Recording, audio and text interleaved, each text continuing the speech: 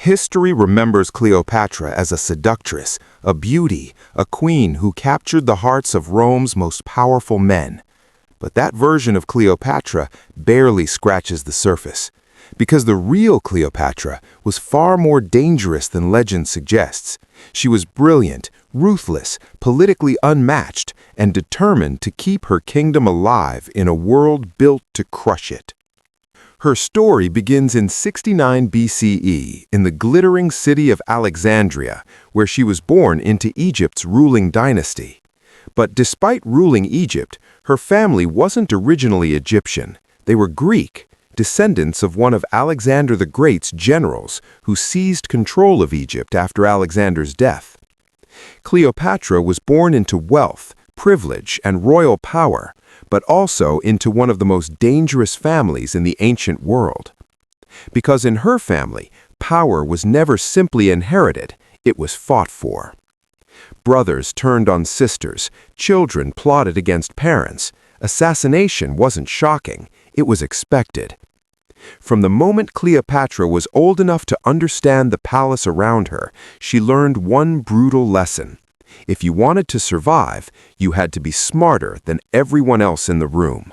And she was. Unlike most women of her era, Cleopatra received an elite education. She studied philosophy, mathematics, astronomy, politics, and literature. She mastered multiple languages, far beyond what was normal for royalty at the time. Historians believe she spoke at least 7 fluently, possibly more. While many rulers depended on translators, Cleopatra could speak directly to foreign leaders in their own language. That alone made her extraordinary. But intelligence wasn't her only weapon. Cleopatra had presence, confidence, charisma. Ancient writers described her voice as captivating, her conversation irresistible. It wasn't just how she looked, it was how she made people feel when she spoke. She knew how to command a room before she ever wore a crown. Still, her childhood was far from peaceful. Her father, Ptolemy XII, ruled Egypt weakly, bleeding the kingdom dry and depending heavily on Rome to stay in power. Many Egyptians despised him. Political unrest was constant. At times, the royal family was forced to flee for their own safety. Cleopatra grew up watching a kingdom under pressure and a dynasty slowly losing control. Then, when she was still young, everything changed. Her mother disappeared from history, possibly dead, possibly murdered. Her father's health began failing, and suddenly Cleopatra understood that the throne she had been preparing for her entire life might soon be within reach, if she could survive long enough to claim it. What made Cleopatra different from the rulers before her was that she didn't treat Egypt like just another possession of her Greek dynasty. She embraced it. She learned the Egyptian language, the first ruler in her family known to do so. She presented herself not merely as queen, but as the living embodiment of the goddess Isis. She respected Egyptian traditions, religion, and culture in ways her ancestors never had. To her people, she wasn't just another foreign ruler sitting on Egypt's throne. She wanted to become Egypt itself. Then, in 51 BCE, when Cleopatra was only 18 years old, her father died. According to his will, Cleopatra would rule Egypt, but not alone. She was ordered to share the throne with her younger brother, Ptolemy XIII, who was just a child. And, in accordance with royal custom, the two were expected to marry. But Cleopatra had no intention of letting a boy, or the men controlling him, rule in her place. From the start, she pushed to govern independently. Official documents issued in her name alone, coins minted bearing her image without her brother beside her. It was clear to everyone in Egypt what Cleopatra intended. She didn't want shared power. She wanted all of it. That ambition made her enemies fast. Ptolemy's advisors, powerful men who feared Cleopatra's intelligence and independence, moved against her.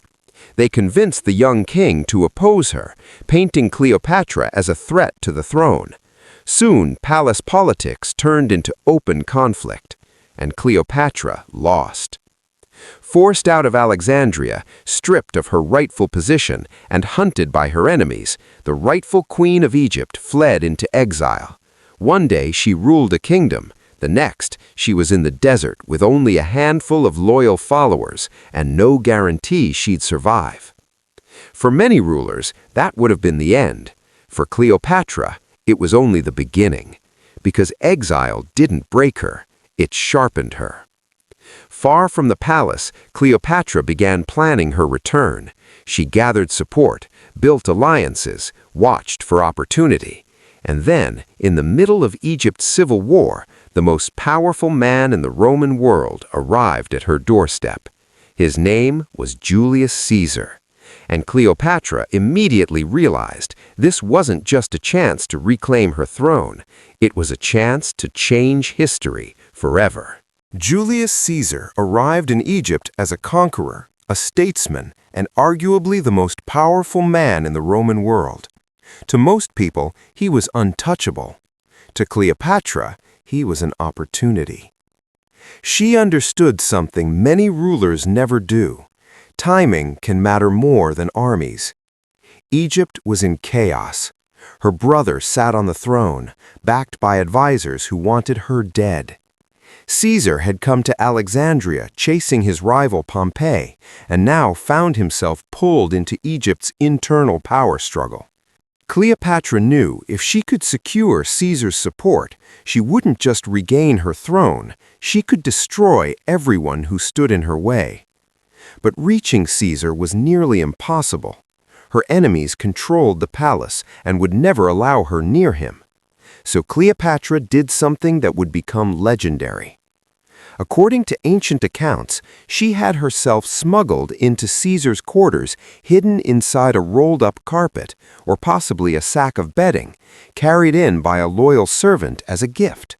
When it was opened, out stepped the exiled queen of Egypt. Young, fearless, brilliant, and standing face to face with the most powerful man in Rome. Whether every detail of that story is true or not, one thing is certain. Cleopatra made an unforgettable first impression. She didn't beg for mercy. She didn't plead for sympathy. She presented herself as what she truly was, a ruler, an ally, and a woman worth betting on.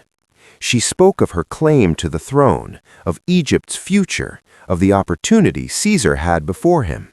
And Caesar listened. He saw in Cleopatra something rare, not just beauty, but intelligence, ambition, and political instinct equal to his own. Supporting her would strengthen Rome's influence in Egypt while placing a loyal queen on the throne. For Caesar, the decision made strategic sense. For Cleopatra, it changed everything. Caesar backed her claim. War erupted in Alexandria as Cleopatra and Caesar's forces battled her brother's army in the streets, the harbors, and around the palace itself. The fighting was brutal. Parts of the city burned. Thousands died. In the end, Cleopatra's brother, Ptolemy XIII, was defeated and drowned while trying to flee. At just 21 years old, Cleopatra had taken back her throne. But now she wanted more than survival. She wanted greatness. With Caesar's support, Cleopatra re-established control over Egypt and began rebuilding her kingdom. She stabilized the government, strengthened trade, improved finances, and worked to restore Egypt's power after years of decline. She wasn't simply ruling, she was transforming the nation into something stronger. And during this time, her relationship with Caesar grew deeper. Politics became partnership. Partnership became romance. Then, in 47 BCE, Cleopatra gave birth to a son, Ptolemy XV, Philopator Caesar, better known as Caesarion, meaning Little Caesar. To Cleopatra, this child represented more than motherhood. He was the living symbol of her greatest ambition, a future where Egypt and Rome might one day be united through blood. But dreams like that create enemies. Many Romans were deeply uncomfortable with Caesar's relationship with Cleopatra. To them, she was a foreign queen from an ancient kingdom, rich beyond imagination and dangerously influential. Rumors spread through Rome that Cleopatra intended to manipulate Caesar, perhaps even make herself queen of Rome. Then Caesar invited her to Rome, and Cleopatra accepted. When she arrived, she did so with unmistakable grandeur. She brought wealth, servants, attendants, treasures, an entire display of Egyptian power and luxury. Rome had seen foreign rulers before, but few had ever entered the city with such confidence. She stayed in a villa provided by Caesar himself. To his allies, it was scandalous. To his enemies, it was proof of everything they feared. Meanwhile, Caesar's power kept growing. He declared himself dictator for life. The Republic was bending around him, and many in the Senate believed Rome stood on the edge of monarchy. Then came March 15th, 44 BCE, the Ides of March. Julius Caesar was stabbed to death by senators in the heart of Rome. In an instant, Cleopatra lost everything she had built with him. Her protector was gone. Her influence in Rome evaporated overnight, and now she and her son were in enemy territory, surrounded by people who viewed them as threats. She wasted no time. Gathering Caesarion, her servants, and whatever wealth she could carry, Cleopatra fled Rome and returned to Egypt. Back home, she did not collapse in grief. She adapted. She ruled more carefully, more strategically, and more cautiously than ever before. She strengthened Egypt's economy, expanded military readiness, and secured Caesarion's place beside her as co-ruler. If her son truly was Caesar's heir, then he represented both a possibility and a danger. Because Rome was unstable now, and when empires become unstable, ambitious men rise. Soon, three powerful figures emerged to divide control of the Roman world. One of them was a brilliant young politician named Octavian, Caesar's adopted son. Another was one of Rome's greatest generals, a man famous for his battlefield courage, his charisma, and his hunger for glory. His name was Mark Antony, and he was about to enter Cleopatra's life. Everything that happened next would become the most famous and most destructive romance of the ancient world. Mark Antony was everything Julius Caesar wasn't. Hot-blooded where Caesar was disciplined, impulsive where Caesar was calculated, larger than life in every sense of the word. He was a celebrated general, adored by his soldiers, feared by his enemies, and now one of the three men controlling Rome after Caesar's assassination. But Rome's new rulers didn't trust each other, not even close. Tension simmered beneath the surface as Antony, Octavian, and Lepidus divided the empire among themselves, each watching for the moment the others would make a mistake. Antony controlled Rome's eastern territories, and that meant Egypt suddenly mattered more than ever.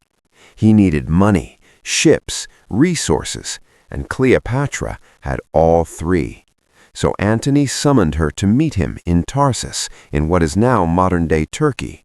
Officially, it was to discuss her loyalty and Egypt's support for Rome, but Cleopatra understood immediately what this meeting truly was, a test.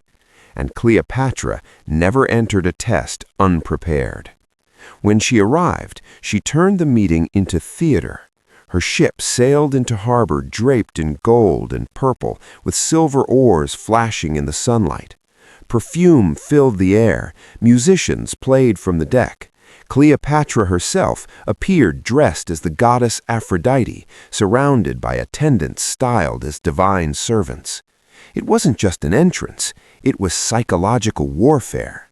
Before she even spoke a word, Antony understood he wasn't meeting an ordinary ruler. He was meeting someone who knew exactly how to control a moment. And just like Caesar before him, he was captivated.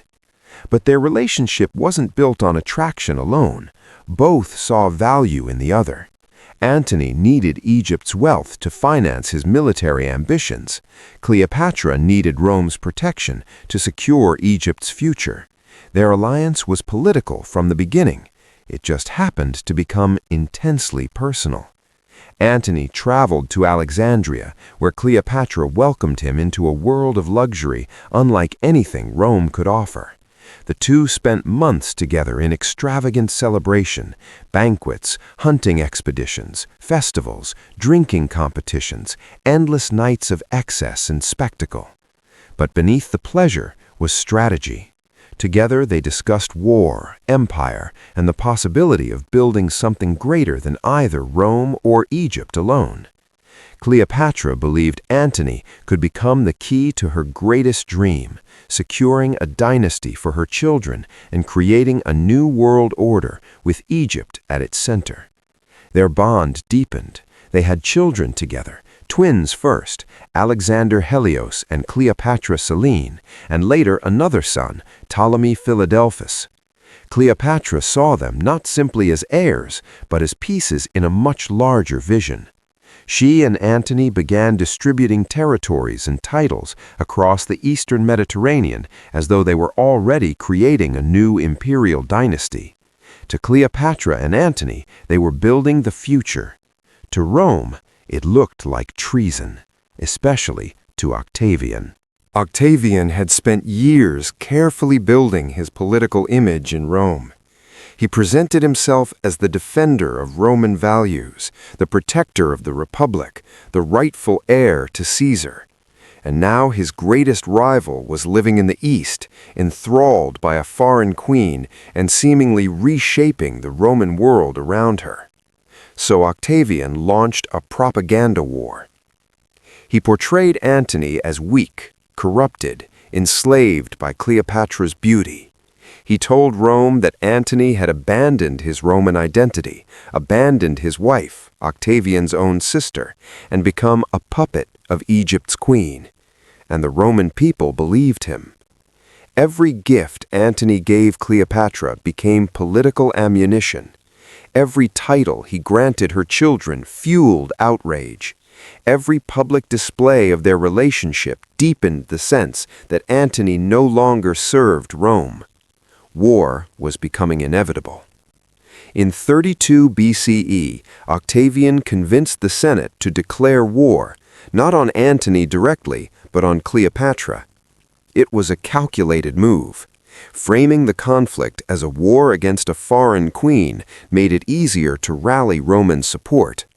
Antony was no longer just a political rival. He was a Roman traitor fighting for Egypt. Cleopatra and Antony prepared for the confrontation they knew was coming. They gathered armies, built fleets, positioned their forces for the battle that would determine the future of the Mediterranean world. Then, in 31 BCE, the two sides met off the western coast of Greece in one of history's most decisive naval battles, the Battle of Actium. Hundreds of ships clashed at sea. Fire, arrows, smoke, and chaos swallowed the battlefield. Antony's forces fought desperately. Cleopatra commanded part of the fleet herself. Then, suddenly, Cleopatra's ships turned and fled. Why she retreated remains debated to this day. Some believe it was planned. Others think panic overtook the moment. But whatever the reason, Antony saw her leaving and made the decision that doomed them both. He abandoned the battle and followed her. The rest of his fleet collapsed. Octavian won. In a single day, Antony and Cleopatra lost the war, and with it, nearly everything. They returned to Egypt knowing Octavian would come for them. Their empire was finished. Their dream was dying. And soon, with Rome's armies closing in on Alexandria, the two lovers would face one final choice: surrender to history or write their own ending.